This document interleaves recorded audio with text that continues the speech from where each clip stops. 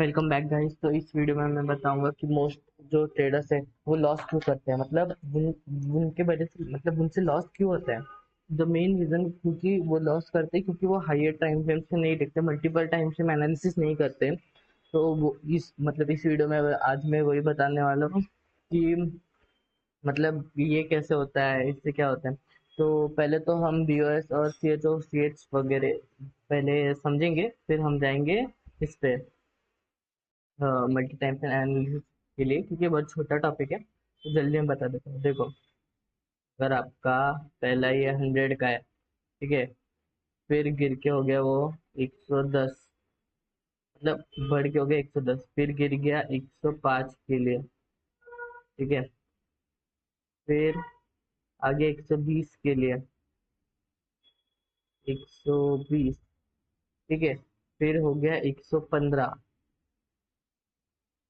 और फिर 130, ठीक है। तो इसमें से अपने को क्या दिख रहा है कि पहले ग्राफ ऊपर गया, फिर थोड़ा नीचे आया, फिर और ऊपर गया, फिर नीचे आया, फिर और ऊपर गया, फिर थोड़ा सा नीचे आया, फिर ऊपर गया, ठीक है। तो इसमें से हमें क्या पता चल रहा है कि ये जो है मतलब 100, फिर 110, 120, 130, ठीक है। तो ये है हायर हाई, मतलब ग्राफ ऊपर जा रहा है और इसका भी हाई पॉइंट है ये, मतलब ये वाले इसे बोलते हैं हायर हाई, ठीक है। और फिर ये जो है 105, 113, ये है हायर लो, मतलब नीचे वाले पॉइंट, ये हायर, ठीक है। तो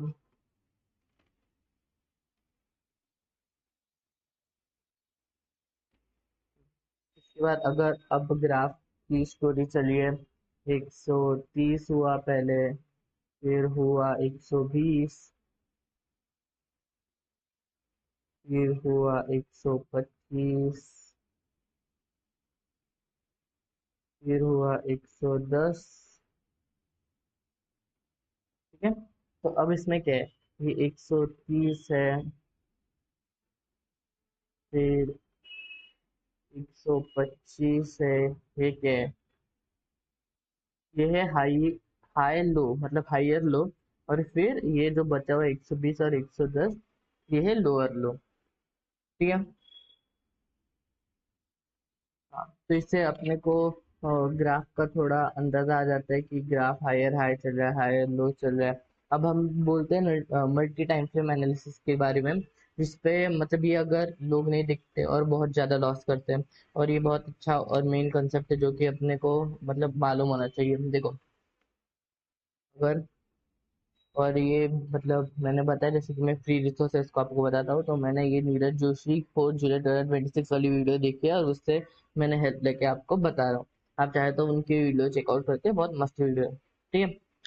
तो पहले हायर टाइम फ्रेम कौन से होते हैं, मंथली होती है, वीकली होती है, डेली होती है, 4 आवर्स की होती है। और लोअर टाइम फ्रेम क्या होता है, 1 आवर की होती है, 15 मिनट्स की होती है, 5 मिनट्स की होती है, 1 मिनट की होती है। अब मैं बताता हूँ कि मतलब देखो, तो हाँ, चाहता हूँ, ठीक है। तो मतलब अगर हम मंथली पे ही रहे, और तो मंथली पे एक कैंडल होती है, वो एक कैंडल अपने को मतलब एक मंथ का पूरा ये बताती है कि एक मंथ में प्राइस कितना गिरा, कितना बढ़ा, ठीक है। तो वीकली मतलब एक वीक में कितना प्राइस ऊपर गया या कितना प्राइस नीचे गया। डेली में मतलब एक दिन में प्राइस कितनी ऊपर गई और कितनी नीचे गई, ठीक है। 4 आवर्स में भी वैसे ही होता है, देखो। तो इसमें ये मैं देख रहा हूँ 5 मिनट्स के टाइम फ्रेम पे, 5 मिनट के टाइम फ्रेम पे क्या हुआ, ये मतलब हर एक जो कैंडल है वो 5-5 मिनट में कितना मूव हुआ वो बताती है, देखो। मतलब यहाँ से यहाँ 5 मिनट में मूव हुआ, यहाँ से यहाँ 5 मिनट में मूव हुआ, यहाँ से यहाँ 5 मिनट में मूव हुआ। फिर मतलब एक 5 मिनट के कैंडल में मतलब 5 1 मिनट की कैंडल होगी, एक 15 मिनट के कैंडल में पूरे मतलब 15 1 1 मिनट की कैंडल होगी, 1 घंटे की कैंडल में 60 1 1 मिनट की कैंडल होगी। तो अपने को हायर टाइम फ्रेम से क्या क्या पता चलेगा कि मार्केट की डायरेक्शन क्या है, लिक्विडिटी कहाँ है, प्रीमियम, तो मतलब यहाँ पे प्रीमियम डिस्काउंट वो सब कहाँ है, पीओआई कहाँ है। और फिर लोअर टाइम फ्रेम पे अपने को एफवीजी देखना पड़ेगा, एंट्री एग्जिट वो देखने पड़ेगा। तो आपको पहले क्वेश्चन के पूछना है, मतलब पहले लिक्विडिटी टारगेट, मतलब पहले अपने को लिक्विडिटी एरिया देखनी है, फिर मार्केट का स्ट्रक्चर देखना है, फिर प्रीमियम डिस्काउंट है, पीओएफएम मतलब वगैरह, और फिर डेली टाइम फ्रेम पे आके आपको एफपीजी ढूंढना है, ऑर्डर ब्लॉक ढूंढना है, फिर मतलब बायस है, लिक्विडिटी, वो सब देख के आपको बनना है। और ये जितना बड़े टाइम फ्रेम पे एनालाइज होगा उतना अच्छे से आपको ये मिलेगा। ठीक है। तो फिर दूसरी वीडियो मैंने देखा है स्टॉक बर्न, फिर को मैं दिखाता हूँ, देखो।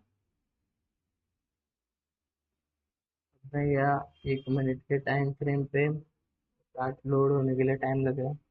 ठीक है, ठीक है, हो गया। देखो, अब अपने को 1 मिनट के टाइम फ्रेम के हिसाब से देखने को मिल जाए कि मतलब प्राइस में इतना ये नहीं है। ठीक है।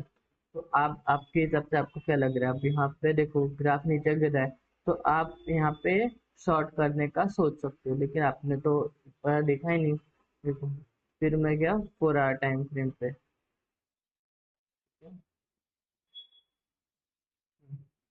देखो 4 आवर टाइम फ्रेम पे क्या हो रहा है, इससे भी अपने को इतना अंदाज नहीं आ रहा है, किस नीचे जा रहा है। ठीक है, देखते हैं क्या चल रहा है, देखते हैं।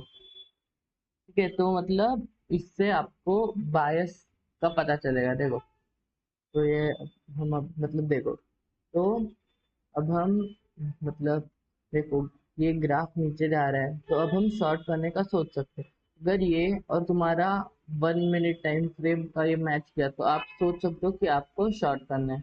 लेकिन अगर ये अब ग्राफ ऊपर जाता, तो आप ये नहीं सोच सकते थे अ, कि मतलब ये अगर ऊपर जा रहा होता, मतलब देखो अब ये नीचे तो जा रहा है, मतलब अगर हमने यहाँ पे शॉर्ट किया 1 मिनट के टाइम फ्रेम पे, तो हमारा मोस्टली प्रॉफिटेबल होने का ये मतलब चांसेस है, क्योंकि हायर टाइम टाइम फ्रेम पे भी वही चल रहा है, और तुम लोअर टाइम फ्रेम पे भी यही कर सकते हो। तो उसकी वजह से आपको ये मतलब आपको अंदाजा मिल जाता है कि क्या करना है। ठीक है।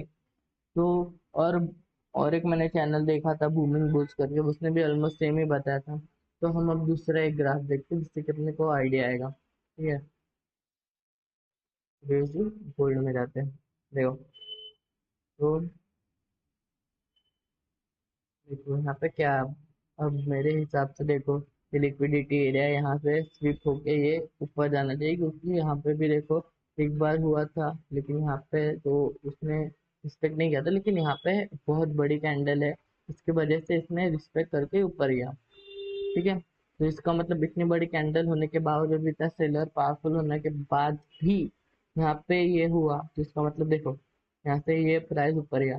समझे? क्योंकि इतना पावरफुल सेल होने के बाद भी बायर्स ने इसे ऊपर खींचा है, इसका मतलब अब प्रॉफिटेबल होने के चांसेस होंगे। तो अब हम जाते हैं 4 आवर्स टाइम फ्रेम के एनालिसिस पे क्या चल रहा है। ठीक है, तो देखो 4 आवर के टाइम फ्रेम क्या है, यहाँ पे भी कुछ, यहाँ पे एक लिक्विडेशन मार्क कर देते हैं, देखो।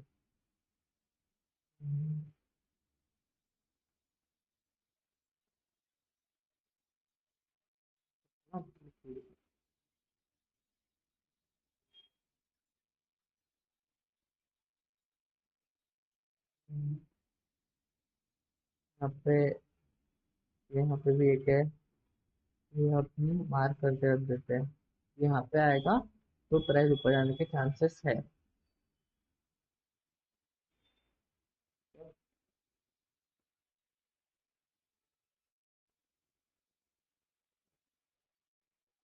हम्म,